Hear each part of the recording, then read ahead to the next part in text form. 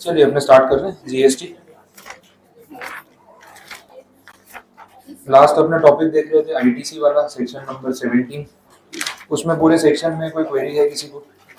Sub section 1 से लेके sub section 6 तक कुछ पूछना हो? हाँ बोलो। डी वाला 17(5) में। चलो अब बातें नहीं आपस में, ध्यान देना। पेज नंबर 76 है, उस पर जो डी पॉइंट दे रखा है सब सेक्शन 5 में वो देख लेते हैं। अब यहाँ पे बोला हुआ है कंस्ट्रक्शन ऑफ इमूवेबल प्रॉपर्टी वाला पार्ट है। इन शॉर्ट ऐसा है कि आप अपने खुद के यूज के लिए एक प्रॉपर्टी कंस्ट्रक्ट करवा रहे हो, और वो कमर्शियल हो सकती है, रेसिडेंशियल हो सकती है, फैक्ट्री प्रीमाइसेस हो सकती है, उससे कोई फर्क नहीं पड़ता। लेकिन कंस्ट्रक्शन ऑफ इमूवेबल प्रॉपर्टी अगर आप ओन अकाउंट पे खुद के लिए करवा रहे हो तो उसमें सीमेंट, ब्रिक्स, स्टील, वॉटेवर जो भी आपने परचेज किया हर चीज़ पे जीएसटी जाता है। वो जीएसटी का आपको आईटीसी नहीं मिलेगा, यहाँ पे डिनाई कर दिया। लेकिन एक्सेप्शन में रखा है प्लांट एंड मशीनरी। तो अगर आपने फैक्ट्री बनाई और उसमें मशीन इंस्टॉल की, उस मशीन पे आपका जितना जीएसटी गया है ना उसका आईटीसी आपको मिलेगा, बिकॉज वो इमूवेबल प्रॉपर्टी नहीं है, वो गुड्स की कैटेगरी में आती है। लेकिन इमूवेबल प्रॉपर्टी पे आपको आईटीसी नहीं मिलता, ये पॉइंट यहाँ पे बोला हुआ है। तो डी पॉइंट में ओन अकाउंट पे बात हो रही है। ये जब मैंने सी पॉइंट बताया था तो मैंने आपको वर्क्स कॉन्ट्रैक्टर के पॉइंट ऑफ व्यू से बोला था। तो उसमें एक इंटरमीडिएट था वर्क्स कॉन्ट्रैक्टर, जिसको आपने पूरा कॉन्ट्रैक्ट दे दिया था, तो वो आपसे जीएसटी चार्ज करता है। उसका भी आपको आईटीसी नहीं मिल रहा था, लेकिन वर्क्स कॉन्ट्रैक्टर को आईटीसी मिलता है जब वो फर्दर सप्लाईज के लिए आगे किसी को जीएसटी पे करता है। तो ये कंडीशंस पे हमने बात की थी, ठीक है। और कोई पॉइंट में किसी कुछ क्वेरी सेक्शन 17 में? हाँ 16 में बोलो। हाँ 16(2) में बी है। हाँ बता देता हूँ उसमें क्या problem. Actual receipt of goods and service की बात होगी।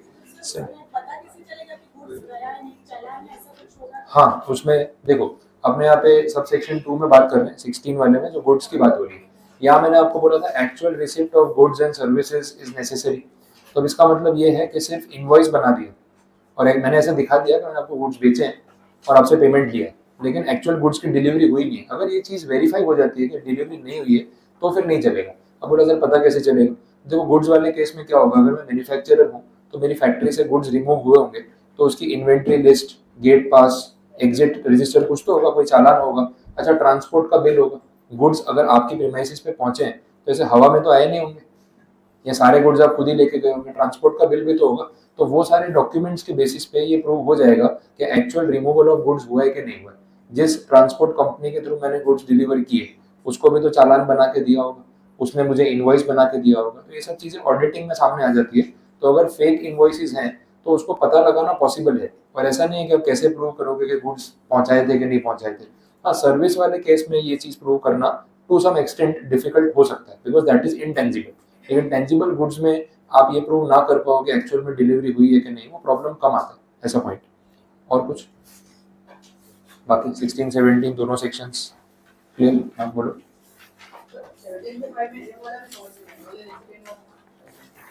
17(5) में ए वाला, एफ वाला, हाँ नॉन रेसिडेंट टैक्सेबल पर्सन की बात हो रही है, ठीक है। बता देता हूँ वापस। इसमें बोला है गुड्स या सर्विसेज रिसीव की है किसी नॉन रेसिडेंट टैक्सेबल पर्सन ने। तो एनआरटीपी कौन होता है? जो इंडिया में रेसिडेंट नहीं है, कोई बाहर की कंपनी है जो इंडिया में बिजनेस कर रही है और इंडिया में बिजनेस करने के लिए उन्होंने जीएसटी नंबर स्पेशली अवेल किया, तो उसको एनआरटीपी बोलते हैं। तो वो एक कैटेगरी हो गई। तो बोला इनको आईटीसी नहीं देंगे, नॉर्मली मना किया है, बट एक्सेप्शन में एक situation, except on the goods which is imported by him.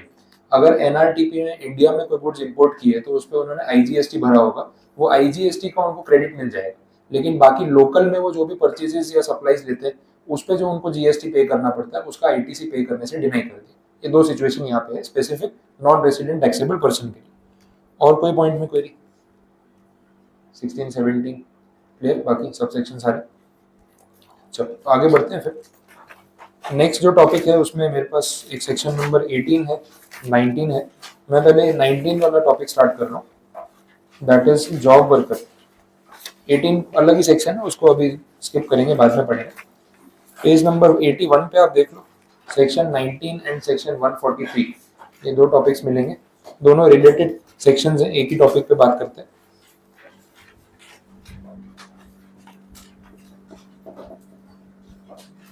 यहाँ पे ना जॉब वर्क की बात हो रही है। पहले आप समझ लो कि जॉब वर्क एग्जैक्टली है क्या और क्यों हम ये टॉपिक पढ़ रहे हैं, उसका रीजन समझो। जॉब वर्क का मतलब ये है कि मैं सर्विस प्रोवाइडर हूँ, मैं गुड्स पे कुछ प्रोसेस करके देता हूँ, तो गुड्स आप लेके आओ, आपके गुड्स पे मैं प्रोसेस करके आपको रिटर्न कर दूंगा और उसके बदले आपसे चार्जेस ले लूंगा। That is basically job work. अब जैसे अपने यहाँ सूरत में टेक्सटाइल इंडस्ट्री बड़ी पॉपुलर है, तो टेक्सटाइल में जॉब वर्क का काम बड़ा कॉमन है। जो लोग डाइंग मिल लेके बैठे हैं, मिल का काम है, कपड़े की प्रिंटिंग हो रही है, तो उसमें वो लोग क्या कर रहे हैं, कपड़ा आप ला के दे दो, जो ग्रे कपड़ा या एकदम प्लेन व्हाइट कपड़ा होता है, इस पर कुछ डाइंग प्रिंटिंग हुआ नहीं, आप ला के दे दो, मैं उसके ऊपर आपको डाइंग और प्रिंटिंग जो डिजाइन आप बोलोगे प्रिंट करके दे दूंगा। मुझे प्रिंटिंग चार्ज दे देना, मुझे उसके ऊपर कुछ नहीं चाहिए। तो कपड़ा मैं सप्लाई नहीं कर रहा हूँ, आप लेके आओ, मेरे यहाँ प्रिंट करवा लो, पर मीटर प्रिंटिंग चार्ज दो, जो डिजाइन चाहिए, जो कलर आपको चाहिए उस हिसाब से चार्जेस लेंगे और आप प्रिंट करा के लेके जाओ। तो यहाँ पे जो मिल का ओनर है वो क्या कर रहा है, वो जॉब वर्क कर रहा है कि भाई आपके गुड्स पे मैं प्रोसेस करके दे रहा हूँ, गुड्स मैं नहीं बेचता, मैं सिर्फ प्रोसेस करने की सर्विसेज प्रोवाइड करता हूँ। तो that kind of a situation is of a job work. अब जॉब वर्क वाली सिचुएशन में जो पार्टीज इन्वॉल्व होती है उनके नाम क्या है वो समझो। एक तो अपने बोलते हैं प्रिंसिपल मैन्युफैक्चरर, और एक जो दूसरी पार्टी है उसको बोलते हैं जॉब वर्कर। प्रिंसिपल मैन्युफैक्चरर मतलब गुड्स का ओनर, जिसका सामान है, जो ओनर है वो, और जॉब वर्कर मतलब जो सर्विस प्रोवाइड करके दे रहा है वो सर्विस प्रोवाइडर। तो ये जॉब वर्कर का रोल है। तो टेक्सटाइल में जैसे मैंने आपको बोला, तो वो ग्रे कपड़ा या बेसिक वाइट कपड़ा जो है वो जिसका है, वो गुड्स का ओनर है, वो प्रिंसिपल मैन्युफैक्चरर है। उसने जॉब वर्कर को बोला कि भाई मुझे प्रिंटिंग का काम करके दे दे। समझ आया? अब इसका हो सकता है कि इसका गारमेंट का बिजनेस हो, ठीक है, डिजाइनर ड्रेसेस, कुर्ती, साड़ी, ये सब का बिजनेस हो। तो वो क्या कर रहा है, कहीं से कपड़ा परचेज करता है, फिर मिल के अंदर जाके उसको प्रिंट करा के डिजाइनिंग करा लेता है, फिर पूरा लॉट जो है वो अपने पास मंगवा लेता है, फिर उसमें से कटिंग वटिंग करके उसको ड्रेस में, कुर्ती में, साड़ी में कन्वर्ट करके फिर आगे सेल करता है। तो इन शॉर्ट इसने क्या किया, इसका गारमेंट्स का ड्रेस मटेरियल का काम है, लेकिन प्रिंटिंग का काम ही आउटसोर्स करता है, बाहर से करवा रहा है। तो जो उसको प्रिंटिंग का काम करके दे रहा है उसको हम जॉब वर्कर बोल रहे हैं। समझ आ रहा है?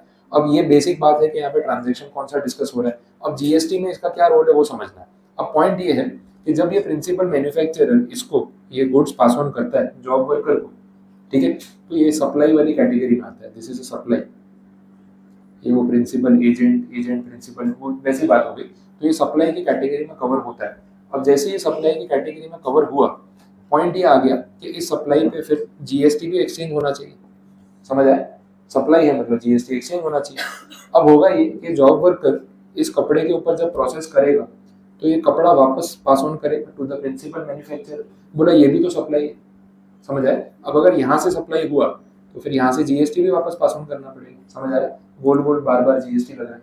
अब जब ये जीएसटी लॉन्च किया गवर्नमेंट ने 2017 में, इस चीज को अपोज किया गया कि यार जॉब वर्क पे जीएसटी मत लगाओ, और इन्होंने स्टार्टिंग में सीधा जीएसटी लगा दिया 18%।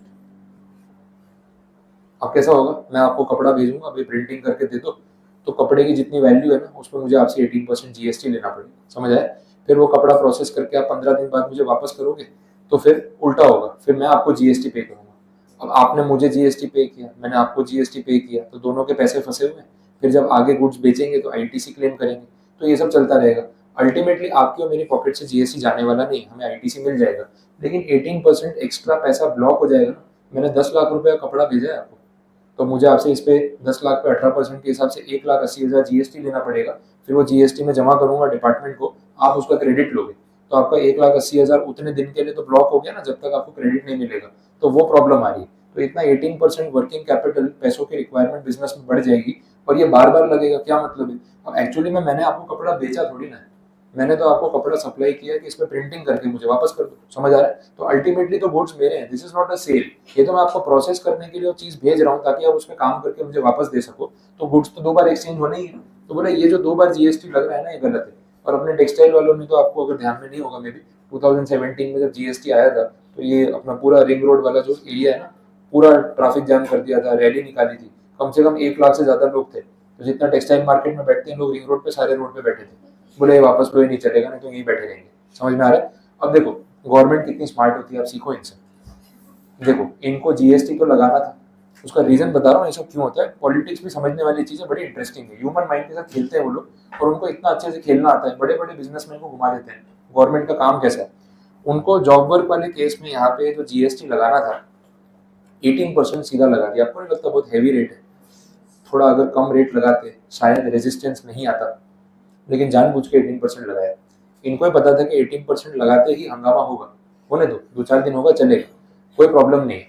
गवर्नमेंट ने ये क्लियर कर दिया कि जीएसटी हटेगा तो नहीं, बार्गेनिंग करनी है तो थोड़ी बहुत कर लेंगे। ये सेम चीज है, दुकानदार जैसे 500 बोल के 250 में बेचता है ना, सरकार भी यही करती है, पहले सीधा 18% जीएसटी का रेट लगाती है, फिर हंगामा होने देती है, 2-4 दिन बेचारे गर्मी में रोड पे बैठे रहे, एसी ऑफिस में बैठते थे मार्केट में, सड़क पे बिठा दिया सबको, पूरा ब्रिज के ऊपर बैठे हैं, नीचे बैठे हैं, 1-2 लाख लोग रास्ते पे, कोई बात नहीं चलेगा, 2-4 दिन हंगामा होने दो। 18% रेट लगाने से टेंशन तो मार्केट वालों को भी हो रही है कि अब ये सब कैसे चलेगा। अच्छा, दूसरा प्रॉब्लम ये है कि टेक्सटाइल वालों को टैक्स भरने की आदत ही नहीं, क्योंकि टेक्सटाइल के ऊपर ना इनडायरेक्ट टैक्सेस अभी तक लगते नहीं थे बिफोर दिस, तो हैबिट ही नहीं थी टैक्स पे करने की। अच्छा, तो इनडायरेक्ट टैक्स तो लगता नहीं है और इनकम टैक्स देते नहीं है।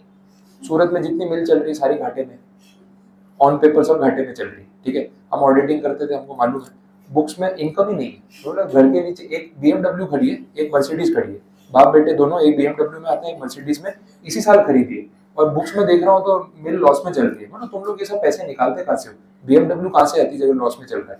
तो इनकम टैक्स देना नहीं, इनडायरेक्ट टैक्स अपने पे लगता नहीं। अब जिसको जनरेशन से टैक्स पे करने की आदत ही नहीं है, उसको बोलोगे 18% जीएसटी देना पड़ेगा 2 बार, वो क्या करेगा, रास्ते पे आएगा, फिर कोई जो करना है कर लो, नहीं पे करूंगा, समझ आ रहा है। अब क्या एकदम से ना गवर्नमेंट इतना हेवी टैक्स इम्पोज करके वापस नहीं लेती, क्योंकि उनको ना ये सारे ट्रांजेक्शन पक्के में लेके आने कि तुम लोग वैसे टैक्स की बहुत चोरी करते हो। अब क्या थोड़ा बहुत जीएसटी लगेगा ना, बिल बना के देना पड़ेगा ना, तो अपना व्हाइट मनी ज्यादा सर्कुलेट होगा, ब्लैक मनी कम होगा, ये उनका इंटेंशन है। तो ये लगा के अपोज करने दिया, फिर वही 2-4 दिन तो गवर्नमेंट भाव नहीं देती, बात ही नहीं करेगी, बोले नहीं नहीं कुछ नहीं होगा, सुनने ही नहीं वाले, बोले नहीं नहीं कुछ करो। फिर क्या होता है, वो जो जोश में आए होते हैं ना सारे अटैक करने बिजनेसमैन, फिर थोड़ा वो टोन डाउन हो जाते हैं, बोले शांति से बात करते हैं, मनाते हैं, देखो क्या पता मान जाए। फिर थोड़े दिन जब जब भाव नहीं मिलता ना, रास्ते में बैठे गर्मी में, फिर क्या बोलते हैं, अरे यार जीएसटी लगाना था, चलो ठीक है हमें प्रॉब्लम नहीं है, लेकिन ये तो बहुत ज्यादा हो गया। बोले अब बात समझ में आ रही, आज बैठ के बात करते हैं क्या करना है। सीधा गवर्नमेंट ने रेट कम कर दिया, समझ आ रहा है। अब बात ये उनको लगाना यही था, पर पहले झटका दिया, आपको सोचने का टाइम ही नहीं दिया, आपको समझ में नहीं आ रहा हो क्या रहा है हमारे साथ। फिर आपको लगा, फिर ये क्या होता है ना, ह्यूमन साइकोलॉजी अपने भी समझ जाते हैं कि जिस गवर्नमेंट ने 18% रेट लगाया है वो वापस तो नहीं लेगी, जीरो तो नहीं करेगी, नेगोशिएट कर लेते चलो, जितना कम हो जाए उतना अच्छा, समझ आए। तो फिर कम होके कहाँ पे आया, 5% पे। तो उनको करना तो यही था, बट बार्गेनिंग वाला सिस्टम जो है ना वो हर जगह चलता है, सोचो गवर्नमेंट लेवल पे भी चलता है, वो लोग भी ऐसा रेट लगा के फिर इस तरफ आते हैं, समझ आए। तो अब इन्होंने जॉब वर्क पे क्या कर दिया, 5% जीएसटी का रेट लगा दिया, बट इसमें भी पंगा तो वही था ना, 2 बार जीएसटी घुमाने वाला, 5-5% दोनों पार्टीज का ब्लॉक हो रहा है। तो फिर इसको और कन्वीनियंट किया और उसके लिए सेक्शन बनाया कि भाई 5% लगेगा लेकिन कंडीशनल है, हर सिचुएशन में नहीं लगेगा, लेकिन कुछ सिचुएशन में हम इम्पोज करेंगे। तो पहले डराया, फिर थोड़ा सा इजी कर दिया, फिर उसमें और रिलैक्सेशन दे दिया, तो आपको मौका पूरा मिल रहा है कि आप ठीक से काम कर सकते हो। बट गवर्नमेंट का इंटेंशन ये है कि कच्चे का जो काम चलता है ना, चिट्ठियों पे, व्हाट्सएप पे, पेपर पे, बिना बिल के, वो सब नहीं चलेगा। हमको जीएसटी चाहिए, इससे कमाई करनी है, ब्लैक मनी कम करो, व्हाइट मनी ज्यादा दिखाओ, और उसके बेसिस पे इनकम टैक्स पे करना शुरू करो। ये सेम चीज ज्वेलरी में भी हुई थी, ज्वेलर्स के ऊपर भी ऐसा टैक्स लगाया था, बीच में उन्होंने भी बहुत इसको रेजिस्ट किया। मैं आपको बताता हूँ क्योंकि जीएसटी से रिलेटेड पॉइंट है। ज्वेलरी में पहले ऐसा था, एक्साइज ड्यूटी और वैट लगता था, ठीक है, तो कुछ 1 या 2% में से कुछ रेट था, 1% 2% मिला के कुछ 3% जैसा टोटल टैक्स लगता था अगर आप ज्वेलरी परचेज कर रहे हो। ये चीज़ भी पहले से नहीं थी, बीच में गवर्नमेंट ने इसको ऐड किया, फिर चल रही थी। फिर बाद में जब जीएसटी आया ना, तो उस टाइम पे भी 3% जीएसटी का एक स्पेशल रेट निकाला, तो उसे ज्वेलरी पे एप्लीकेबल है। अब ये एक्साइज ड्यूटी और वैट वाला जब पॉइंट इम्पोज किया था, तभी भी ज्वेलर्स ने अपोज किया था कि भाई हमारे ऊपर ये टैक्स क्यों लगा रहे हो, जबकि पहले नहीं था, ऐसा कुछ था। तो ज्वेलर्स ने प्रोटेस्ट किया, रैलियां निकाली, एज अ प्रोटेस्ट सारे ज्वेलर्स ने अपनी शॉप बंद कर दी। सूरत में भी सारी शॉप्स बंद थी और बड़ा प्रोटेस्ट किया था। गवर्नमेंट ने बात ही नहीं सुनी, बोले तुम क्या बोल रहे हो, हमको सुनाई नहीं दे रहा। बोले नहीं हम बिजनेस नहीं करेंगे, बोले मत करो, हमको कोई फर्क नहीं पड़ता, तुम बिजनेस नहीं करोगे, तुम भूखे मरोगे, हमारा क्या जा रहा है। गवर्नमेंट ने ये सब बातें इम्पोज करके छोड़ दी, ये बिफोर जीएसटी की बात कर रहा हूँ, ये सब लगा दिया, बात ही नहीं सुनी, वो अपोज करते रह गए, यहाँ रैलियां निकाल रहे हैं, प्लेकार्ड लेके बैठे हैं, बाइक रैली निकाल रहे हैं, सब कर लिया, कोई जवाब नहीं, आंसर ही नहीं दिया। फिर थोड़े दिन, अब कितने दिन बंद रखेंगे, ये 15-20 दिन, 1 महीना चला। अब क्या होता है ना, बिजनेस बंद करके बैठने पे प्रॉब्लम अपने को ही होती है 4 दिन के बाद, जब रनिंग इनकम बंद हो जाती है, स्टाफ सैलरी देनी होती है, तो 1 महीने में अकड़ टिकाने आ गई। फिर धीरे धीरे ना सारे ज्वेलर क्या कर रहे हैं, शोरूम ऑन पेपर बंद है, लेकिन कस्टमर को आना है तो बैक डोर से अंदर आ जाओ, बाहर से शटर बंद रहेगा, जो खरीदना है खरीदो और जाओ, ये शुरू कर दिया। आपको क्या लगता है, गवर्नमेंट को पता नहीं चला होगा कि ये हो रहा है? इतने तो बेवकूफ नहीं है कि उनको बैठे बैठे मालूम नहीं पड़ रहा है कि ज्वेलर लोग ये कर रहे हैं। अब जब ये बात गवर्नमेंट तक पहुंची कि ये तो बैकडोर एंट्री है, आपको खरीदना है खरीद लो, दुकान खुली है, अब वो समझ गए सब खत्म हो गया, अब कितने दिन शटर बंद रखेंगे, अभी पीछे के गेट से एंट्री हो रही है, मेन शटर भी खुलेगा, आपने कुछ नहीं करना। उन्होंने इसमें से कुछ भी वापस नहीं दिया, बोले लगेगा आपको देना पड़ेगा, क्योंकि ज्वेलरी के काम में भी कच्चे का काम बहुत होता है। लोग कैश पैसा लेके जाते हैं, 10-10 लाख रुपए गोल्ड खरीद के लेके आते, फिर घर में जगह ढूंढ रहे होते कहाँ छुपाना है, ये सब होता ही है। तो बोले ब्लैक मनी को कम करना है, इसलिए हमने रेट लगाया। 1% एक्साइज ड्यूटी देने में किसी को कोई तकलीफ नहीं, और कस्टमर से लेके देनी है ना। प्रॉब्लम तुमको ये हो रही कब इसका बिल बनेगा, और बिल बनेगा तो पक्के की इनकम दिखेगी, तो ज्वेलर को भी टैक्स पे करना पड़ेगा। तो उनको प्रॉब्लम 1% एक्साइज ड्यूटी की नहीं, प्रॉब्लम उनको ये है कि उनका ब्लैक मनी कम हो जाएगा, इसलिए अपोज कर दे। गवर्नमेंट ने बात ही नहीं सुनी और ये टैक्स लगा दिया, और 3% पे रेट आ गया। फिर जब जीएसटी आया तो सेम 3% जीएसटी के नाम से लगाना शुरू कर दिया। अब सब लोग इस चीज को फॉलो कर रहे हैं, कोई मना नहीं कर रहा, बट ब्लैक मनी सर्कुलेशन उस वजह से कम हो गई। जब गवर्नमेंट ने ठान लिया ना कि करना है, वो किसी की सुनने वाले नहीं।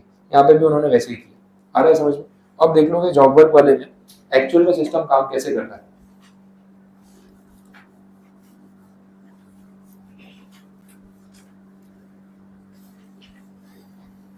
अब इसमें मैं डिवीजन कर रहा हूँ 2 पार्ट्स में। ये जो प्रिंसिपल मैन्युफैक्चरर जॉब वर्कर जो गुड्स एक्सचेंज हो रहे हैं, एक है इनपुट और दूसरा है अपना कैपिटल गुड्स। मीनिंग मैं बता चुका हूँ दोनों का। इनपुट का मतलब क्या है, रॉ मटेरियल। कैपिटल गुड्स का मतलब मशीनरी जो बार बार यूज होने वाली है। तो पहले अपन इनपुट की बात करते हैं। यहाँ पे गवर्नमेंट ने ये सेक्शन 19 और 143 में ऐसा बोला कि देखो, प्रिंसिपल मैन्युफैक्चरर जॉब वर्कर को गुड्स भेजता है, जॉब वर्कर प्रोसेस करता है, वापस भेजता है। हमें भी पता है कि ये ट्रांजेक्शन जेन्युइनली होते हैं, तो हम नहीं बोल रहे कि आप 2 बार इस पे जीएसटी पे करो। हमें कंडीशन रख रहे हैं, अगर ये सच में जेन्युइन जॉब वर्क है, हमें सिर्फ डाउट ये है कि आप सेल को जॉब वर्क दिखा दोगे और जीएसटी नहीं भरोगे। गवर्नमेंट का ये आर्ग्यूमेंट था। तो उन्होंने बोला एक काम करते हैं, आप गुड्स ट्रांसफर करो जॉब वर्कर को, लेकिन एक कंडीशन रहेगी कि एक टाइम पीरियड के अंदर ये गुड्स वापस आ जाने चाहिए प्रोसेस होके। तो हम मान लेंगे कि जेन्युइनली जॉब वर्क है और आपको कोई जीएसटी एक्सचेंज करने की जरूरत नहीं। तो ऐसा नहीं है कि यहाँ ट्रांसफर करते हैं तुरंत जीएसटी ले लो, ऐसा मत करो। आप गुड्स ट्रांसफर कर दो चालान के बेसिस पे, डॉक्यूमेंट के बेसिस पे, हम मान लेंगे कि जॉब वर्क है। लेकिन एक डेडलाइन के बाद ये जॉब वर्क पूरा नहीं हुआ और गुड्स वापस नहीं आए, तो हम मान लेंगे कि सप्लाई, उसको बोलेंगे डीम्ड सप्लाई, मान लिया जाएगा कि सेल। आ रहा है समझ में?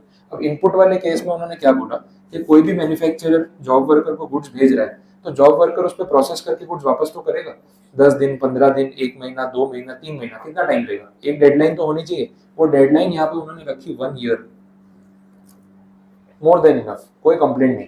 1 साल के अंदर इसको बोला कि भाई जॉब वर्क करके गुड्स वापस कर देना, तो हम मान लेंगे जॉब वर्क है और इस पूरे ट्रांजेक्शन में कोई जीएसटी एक्चुअली में एक्सचेंज करने की जरूरत नहीं। बोलो चलेगा? अब बोलो ये फेयर है अनफेयर है? 1 साल का time limit more than enough होना चाहिए, तो उन्होंने 1 ईयर की टाइम लिमिट यहाँ पे आपको दे दी। समझ आया? ये अगर कैपिटल गुड्स की बात करें तो यहाँ पे जो टाइम लिमिट है ना, वो 3 साल की दे दी। तो अगर आपने कोई मशीन पास ऑन की है जॉब वर्कर को, कैपिटल गुड्स में ऐसा क्यों? कैपिटल गुड्स का मतलब कोई मशीन होगी। अब मशीन में क्या होता है, मोल्डिंग, उस मशीन के पार्ट्स में चेंजेस, उसके ऊपर थोड़ा मॉडिफिकेशन, वो सब करने में टाइम जाता है, क्योंकि वन टाइम करना है और उस मशीन पे फिर हजारों यूनिट बनने वाले हैं, तो it will take some time. तो वहाँ पे बोला कि कैपिटल गुड्स वाले केस में अगर आप जॉब वर्कर को कुछ मशीन मॉडिफिकेशन के लिए पास ऑन करते हो, तो उसको 3 साल का टाइम मिलेगा आराम से काम खत्म करके वापस कर देना, कोई जीएसटी एक्सचेंज करने की जरूरत नहीं। समझ आया? तो एकदम फेयर प्रोविजन बनाया, इसके बाद किसी को कोई कंप्लेंट नहीं। लेकिन 1 साल होने के बाद भी अगर वो रॉ मटेरियल जो है इसने पास ऑन नहीं किया, अब गवर्नमेंट क्या बोल रही है, बोले ये ट्रांजेक्शन जॉब वर्क का नहीं था, ये सप्लाई था, हम इसको बोल रहे हैं डीम्ड सप्लाई, मान लिया जाएगा कि सप्लाई है, क्योंकि 1 साल में तो वापस आ जाना चाहिए। तो अब जॉब वर्कर से जीएसटी कलेक्ट करो, जो भी है जॉब वर्कर है आपका कस्टमर है, इससे जीएसटी कलेक्ट करो और वो जीएसटी गवर्नमेंट को सबमिट करो। आया समझ? क्योंकि इसको सेल मान लिया। अब गवर्नमेंट बोलेगी ये जो 1 साल तक आपने जीएसटी हमें नहीं दिया, तो ऐसे जीएसटी लेके थोड़ी ना छोड़ देंगे आप। फिर क्या होगा, इसके ऊपर आएगा इंटरेस्ट, तो जीएसटी इंटरेस्ट के साथ पे करना पड़ेगा। इससे वसूल करो, अपनी जेब से भरो, हमें नहीं पता, लेकिन जीएसटी देना तो पड़ेगा विद इंटरेस्ट। आया समझ में? तो ये कैलकुलेशन इस तरीके से चल। बोलो कोई क्वेरी अब यहाँ तक पता चलो? अब सेक्शन की लैंग्वेज के साथ ये चीजें आपको टैली करा देता हूँ।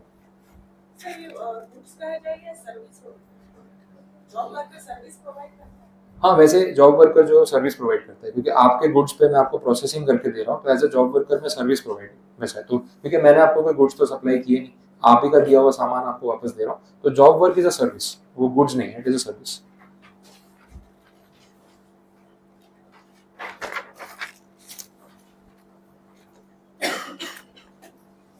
आप पहले सेक्शन 19 देखो, पेज नंबर 83 पे, क्योंकि जो मैंने बताया वो उससे रिलेटेड है, फिर 143 पे भी आते हैं।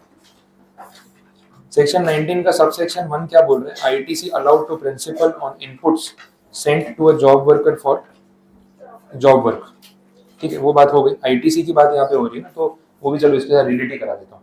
अब इन शॉर्ट ऐसा है, जो प्रिंसिपल मैन्युफैक्चरर है इसके पॉइंट से समझो, इसने ये जो कपड़ा पास ऑन किया जॉब वर्कर को, वो कपड़ा कहीं से तो खरीदा होगा, सप्लाई तो लिया होगा। अब जहाँ से भी सप्लाई लिया होगा उसको जीएसटी तो पे किया होगा, ठीक है। तो गुड्स का मालिक कौन है यहाँ पे, प्रिंसिपल मैन्युफैक्चरर है या जॉब वर्कर है? Principal manufacturer. तो आईटीसी किसको क्लेम करने को मिलना चाहिए? प्रिंसिपल मैन्युफैक्चरर को, ठीक है। तो इसने सप्लाई लिया, कपड़ा आगे पास ऑन किया, जॉब वर्क कराया, वापस मंगवा लिया, तो गुड्स का मालिक तो यही है ना, सप्लाई तो इसी ने लिया, जीएसटी इसने पे किया, तो आईटीसी भी इसको मिलना चाहिए। तो सबसेक्शन 1 क्लियर यही बोल रहा है कि principal manufacturer is the correct party who is eligible to claim ITC, इतना बोला है, ठीक। नेक्स्ट सबसेक्शन 2 में ITC allowed to principal on inputs directly send to a job worker. अब प्रैक्टिकल कंडीशन आ गई समझ में।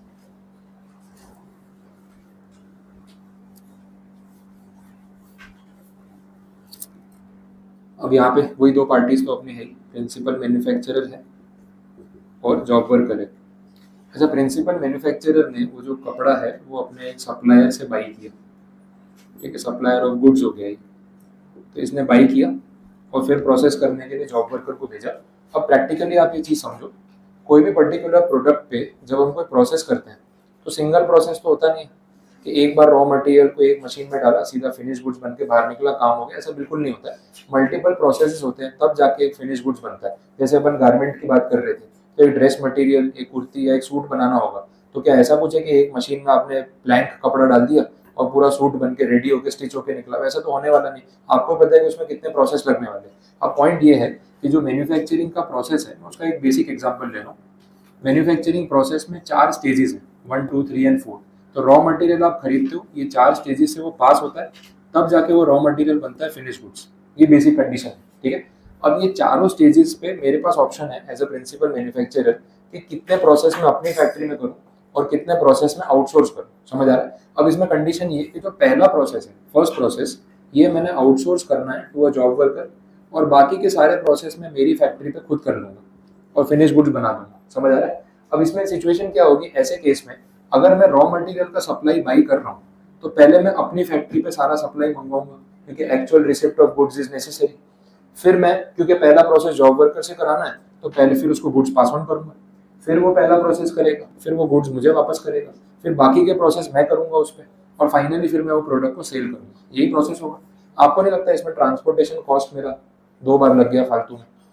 जब मुझे पहला प्रोसेस जॉब वर्कर से ही कराना था तो मैंने गुड्स मेरी फैक्ट्री पे क्यों मंगवाए? क्लियर हुआ? अननेसेसरी। अब यहाँ से यहाँ गुड्स आए, ट्रांसपोर्ट प्लस लेबर, गुड्स को उतारना चढ़ाना, मजदूरी भी तो लगती है। फिर यहाँ से वापस दूसरे ट्रक में गुड्स लोड किए, फिर इसको भेजे, वापस से 2 बार मजदूरी और ट्रांसपोर्ट का खर्चा, तो ये तो अननेसेसरी कॉस्ट है। तो यहाँ पे सबसेक्शन में क्लियर किया कि अगर प्रिंसिपल मैन्युफैक्चरर इस सप्लायर से गुड्स खरीद के, रॉ मटेरियल खरीद के डायरेक्ट जॉब वर्कर के यहाँ भिजवा दे तो कोई प्रॉब्लम नहीं। आ रही बात समझ में? क्योंकि फर्स्ट प्रोसेस वो करने वाला है, तो आप ऐसा कर सकते हो। अब ये बात अपन ने पढ़ी सेक्शन 16 सबसेक्शन 2 जो अभी आप पूछ रहे थे, उसका एक्सप्लेनेशन नंबर 1, उसमें मैंने आपको ये चीज़ बोली थी, actual receipt of goods is necessary, लेकिन आप रिसीव करो या आपके बिहाफ पे कोई और रिसीव करे उस बात से फर्क नहीं पड़ता। तो वो एक्सप्लेनेशन इसी पॉइंट के लिए वहाँ पे उन्होंने रखा है। अब रिलेट हो रहा है पॉइंट? मैंने आपको बोला भी था, ऑनलाइन अपने ऑर्डर करते हैं, किसी के यहाँ गुड्स डिलीवर करवा देते हैं, क्या फर्क पड़ता है? गुड्स डिलीवर हो रहे हैं वो जरूरी है, मैं खुद रिसीव करूँ या मेरे बिहाफ पे कोई और रिसीव करे उस बात से कोई फर्क नहीं पड़ता। तो ये पॉइंट यहाँ पे लिंक हो गया। क्लियर है चीज? ठीक है। तो इस सिचुएशन में हम ऐसा कर सकते हैं, सबसेक्शन 2 हमें ये चीज अलाउ कर रहा है। ट्रांसपोर्टेशन का आप कॉस्ट जो 2 बार लग रहा है अननेसेसरी, उसको आप बचा लो। सिर्फ एंट्री दिखाने के लिए 2 बार ट्रांसपोर्ट का खर्चा कर रहे हैं, नेसेसरी नहीं। नेक्स्ट सबसेक्शन 3, ये 1 ईयर वाली कंडीशन कि अगर 1 साल में इनपुट वापस नहीं आया तो उसको डीम्ड सप्लाई मान लेंगे, ठीक है, और उसके ऊपर फिर जीएसटी पे करना पड़ेगा विद इंटरेस्ट। इसमें सेक्शन 143 का एक पॉइंट लिंक्ड है एज एन अमेंडमेंट। ये जो 1 ईयर में आपको बोल रहा था ना कि 1 साल में गुड्स वापस कर देना, आपने बोला हाँ मोर देन इनफ टाइम है इतना, इसमें उन्होंने एक्सटेंशन का प्रोविजन भी रखा है। अगर आपको लग रहा है कि जेन्युइन रीजन की वजह से 1 साल कम पड़ रहा है तो आप जीएसटी कमिश्नर से परमिशन लेके और 1 ईयर एक्सटेंड भी करवा सकते हो, ये भी अलाउ किया। ये 1 ईयर का एक्सटेंशन जो है वो सेक्शन 143 में लिखा हुआ है, बट मैंने यहाँ 19 वाले के साथ ही नीचे हाईलाइट करके मेंशन किया, आपको याद रहेगा। तो 1 + 1 2 हो गया, मिला ये? देख लो पेज 83 पे लास्ट पॉइंट में बोला अमेंडमेंट टू सेक्शन 143, वो एक प्रोविजो ऐड किया और उसमें बोला कि 1 साल खत्म होने पे आप टाइम एक्सटेंशन ले सकते हो, 1+1 2 हो जाएगा, दैट इज ऑल्सो पॉसिबल। अब इससे ज़्यादा तो डिपार्टमेंट भी क्या करेगा आपके। तो ये 19 के आपके 3 सबसेक्शन कंप्लीट। वैसे ही और 3 सबसेक्शन है, as it is copy paste. Input के बदले capital goods, exact same copy है, तो याद रखने में इजी रहेगा, देख लो। सबसेक्शन 1 और सबसेक्शन 4 सेम, सिर्फ इनपुट के बदले कैपिटल गुड्स की बात होगी, कुछ नया नहीं पढ़ना। सबसेक्शन 2 और सबसेक्शन 5 सेम, देख लो, सिर्फ इनपुट और कैपिटल गुड्स का फर्क है। और सबसेक्शन 3 और सबसेक्शन 6 सेम, टाइम लिमिट। अभी मैंने आपको यहाँ टाइम लिमिट क्या बोली, 1+1। कैपिटल गुड्स वाले केस में टाइम लिमिट है 3+2, ये नॉर्मल 3 और एडिशनल 2, टोटल 5 हो गया, ठीक है, एग्जैक्ट सेम सेक्शंस। अब लास्ट डे पे अगर आपको ये चीज समझ में आ रही है तो पढ़ना इजी रहता है। आगे के 3 सबसेक्शन की हेडिंग पढ़ी, बाकी के 3 सेम है, जल्दी कवर हो जाता है, ठीक है, क्लियर हुआ सबसेक्शन 6 तक। लास्ट पार्ट देखना इसका 19 का, सबसेक्शन 7। यहाँ पे बोला है कुछ पर्टिकुलर केसेस में सबसेक्शन 3 या सबसेक्शन 6 एप्लीकेबल नहीं होता। सिंपल बोलो तो ये टाइम लिमिट एप्लीकेबल नहीं होती। कुछ पर्टिकुलर केसेस में बोला ये टाइम लिमिट्स नहीं फॉलो होंगी तो भी चलेगा, मतलब इनसे ज्यादा टाइम लगेगा तो भी चलेगा, समझ आए। अब वो कौन से प्रोडक्ट्स हैं देख लो। इसमें बोला मोल्ड्स एंड डाइस, पहला एग्जांपल काफी रेलेवेंट है। मोल्ड्स एंड डाइस का मतलब क्या होता है बता देता हूँ। कोई भी प्रोडक्ट आप परचेस करते हैं, जैसे आपके पास कोई मोबाइल फोन है, कोई भी कंपनी का फोन है, तो क्या वो एक अकेला यूनिट है जो आपके पास है, ऐसे सेम हैंडसेट होंगे, होंगे ना, ऐसे आइडेंटिकल हैंडसेट तो हजारों होंगे। अच्छा, आपका हैंडसेट और दूसरे वाले हैंडसेट की फिनिशिंग में फर्क होगा या एग्जैक्ट डायमेंशन सेम होंगे? सेम डायमेंशन होंगे, वो मिलीमीटर में काउंट होता है तो एक एग्जैक्ट होगा, एक पॉइंट भी इधर उधर नहीं होता है, सेम ही बनते हैं ना। तो जो मोबाइल का शेप है, जो उसका कवर है या बॉडी है, ऐसे हजारों यूनिट बन रहे हैं, तो जिस मशीन पे वो बनते हैं उसको अपने मोल्ड बोलते हैं, जो उसको शेप दे रहा है, ठीक है। अब वो मोल्ड देने वाली जो मशीन है वो उतनी ड्यूरेबल और उतनी स्ट्रांग होनी चाहिए कि उस पर 10,000 यूनिट बनाओगे ना तो 10,000 यूनिट एक जैसे बनेंगे, प्रिसीजन लेवल उतना हाई होना चाहिए। तो ये मोल्ड्स को और डाइस को बनाने में बहुत टाइम लगता है। एक बार ये प्रॉपर रेडी हो गई ना, फिर तो फटाफट कॉपी पेस्ट प्रिंटिंग हो रहा है, फटाफट सारे यूनिट्स बनते जा रहे हैं, लेकिन वो मोल्ड बनाने में टाइम लगता है। और उसको बनाना एक आर्ट वर्क हो गया, तो थोड़ा भी इधर उधर हुआ या क्वालिटी खराब हुई तो फिर क्या होगा, आधे यूनिट अलग साइज के बनेंगे, आधे यूनिट अलग साइज के बनेंगे, और एक भी ऊपर नीचे होगा तो इंस्टॉलेशन, असेंबलिंग, फिटिंग करने में प्रॉब्लम आएगी। तो ये मोल्ड्स और डाइस के ऊपर जब काम हो रहा होता है और आप किसी से काम करवा रहे हो तो कितना भी टाइम लेगा चलेगा, 2 साल 3 साल 5 साल 10 साल कुछ भी चलेगा। वहां पे ये सबसेक्शन 3 और सबसेक्शन 6 एप्लीकेबल नहीं, गवर्नमेंट ने सामने से अलाउ कर दिया, बिकॉज दे नो कि प्रैक्टिकली वहां पे ऐसा हो सकता है। आ रहा है समझ में, clear? Moulds, dice, jigs, fixtures, सब मशीन के पार्ट्स हो गए इन शॉर्ट। ये नाम ध्यान रखना है आपको कि इन सारे केसेस में टाइम लिमिट एप्लीकेबल नहीं, बस इतना बोले। तो सेक्शन बड़ा सिंपल है कंसेप्ट वाइज, आप लॉजिक समझते जाओगे तो लैंग्वेज में तो कोई प्रॉब्लम आती नहीं है, वो इशू नहीं रहेगा। बोलो 19 वाले में सब क्लियर, 1 to 7 सारे सब सेक्शन। अब जो स्टार्टिंग में 143 है उसमें से जो बातें बची है वो देख लेते हैं। कुछ पॉइंट्स तो उसमें रिपीट है तो मैं वापस करवा नहीं रहा हूँ।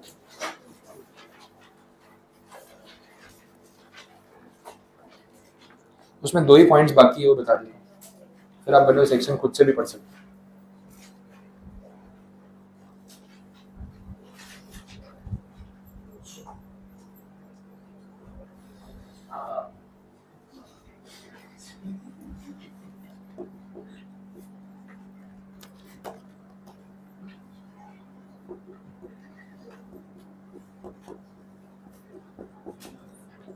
चलो ध्यान दो, सेम सिचुएशन ले रहे हैं, थोड़ा बहुत उसमें चेंजेस करेंगे।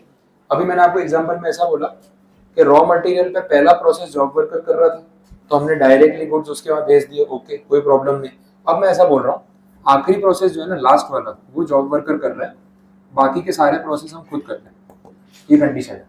तो होगा ये कि सप्लायर जो है पहले गुड्स मेरे यहाँ भेजेगा, मैं इसके ऊपर प्रोसेस 1 2 3 कंप्लीट करूंगा तीनों, फिर मैं गुड्स भेजूंगा जॉब वर्कर के यहाँ। गुड्स इसके ऊपर फाइनल प्रोसेस करेगा ये, तो फिनिश गुड्स बन जाएंगे, फिनिश गुड्स में कन्वर्ट हो जाएंगे, पता चला।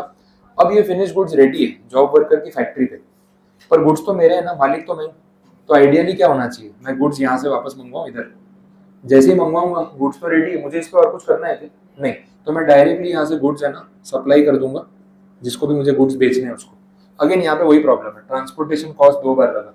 अगर मैं यहीं से डायरेक्ट पास ऑन कर देता तो इजी नहीं पड़ता, जब गुड्स रेडी थे, मैं मालिक हूँ, कहीं से भी डिस्पैच करूँ क्या फर्क पड़ेगा। तो ये 143 में उन्होंने ये सिचुएशन में क्लैरिफाई की है कि आप ऐसा कर सकते हो, यहाँ से डायरेक्टली भी सप्लाई कर दोगे ना तो चलेगा, अननेसेसरी गुड्स यहाँ मंगवाने की कोई जरूरत नहीं है, जस्ट ओनरशिप दिखाने के लिए, ट्रांसपोर्ट का खर्चा मत बढ़ाओ। लेकिन ये करने के लिए कुछ छोटी सी कंडीशन है जो आपको फुलफिल करनी है एज अ प्रिंसिपल मैन्युफैक्चरर। तो बोले क्या कंडीशन है बता दो। दो ऑप्शंस है, अगर ये जॉब वर्कर खुद जीएसटी में रजिस्टर्ड है, इसका खुद का जीएसटी नंबर है, तो कोई प्रॉब्लम ही नहीं, आप डायरेक्टली यहाँ से डिस्पैच कर दो, ओके। लेकिन अगर इसका जीएसटी नंबर नहीं है क्योंकि थ्रेशोल्ड लिमिट से कम है, ठीक है, उसका जीएसटी नंबर है नहीं उसके पास, तो प्रिंसिपल मैन्युफैक्चरर को अपने पोर्टल पे जाकर, मतलब जीएसटी की वेबसाइट पे जाके अपने आईडी से लॉगिन करना पड़ेगा और उसके एड्रेस में कुछ डिटेल्स फिलअप करनी पड़ेगी, ठीक है, उसके एड्रेस में इसका एड्रेस ऐड करना पड़ेगा। तो प्रिंसिपल मैन्युफैक्चरर की खुद की एक प्रीमाइसिस तो होगी जिसपे उसने रजिस्ट्रेशन नंबर ले रखा होगा, इस जॉब वर्कर की जो प्रीमाइसिस है ना वो भी उसको एडिशनल प्लेस ऑफ बिजनेस के नाम पे वहां पे ऐड करनी पड़ेगी। इतना छोटा सा कंप्लायंस करना है बस, और कुछ नहीं। अपने जीएसटी पोर्टल पे जाओ, लॉगिन करो, आपकी मेन ऑफिस तो दिख ही रही होगी, आपकी प्रिंसिपल प्लेस ऑफ प्रीमाइसिस, उसके साथ एक ऑप्शन होगा एडिशनल प्लेस ऑफ बिजनेस, उसमें जॉब वर्कर की फैक्ट्री का एड्रेस डाल दो कि भाई यहाँ से गुड्स डिस्पैच हो रहे हैं। डिपार्टमेंट सिर्फ ये जानना चाहता है कि जॉब वर्कर की लोकेशन क्या है और कहाँ से गुड्स डिस्पैच हो रहे हैं, बाकी उनको इससे ज्यादा कुछ नहीं जानना। अब अगर ये खुद रजिस्टर्ड है तो इसका एड्रेस तो डिपार्टमेंट के पास होगा, और अगर रजिस्टर्ड नहीं है तो आप एड्रेस ऐड कर दो और डिस्पैच करो, चलेगा। तो इतना छोटा सा कंप्लायंस तो अपने कर ही सकते हैं जिसमें कोई प्रॉब्लम नहीं। 143 में ये बात भी उन्होंने क्लैरिफाई की, ठीक है। मैं सब सेक्शन बता देता हूँ।